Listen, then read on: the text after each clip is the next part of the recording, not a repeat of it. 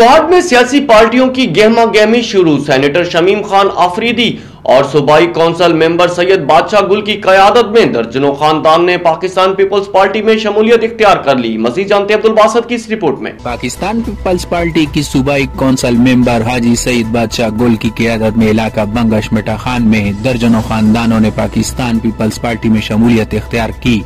इस मौका पर हजरत ताज अली में एक पुरवकार तकरीब मुनक्किद हुई, जिसमें पाकिस्तान पीपल्स पार्टी के जिली सदर साजिदुद्दीन व दीगर ओहदेदारान और जयालों ने शिरकत की।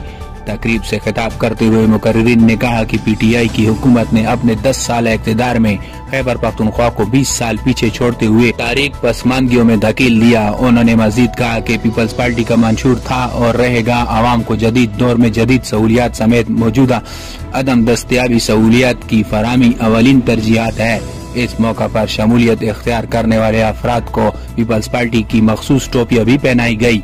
तकरीब के अख्तिताम पर मुल्क को कौम समेत मरहूम भुट्टो और बेनजीर शहीद भुट्टो रूए असाले सवाब के लिए दुआ भी कराई गई। अब्दुल बासित, राज न्यूज़, गुवाहाटी।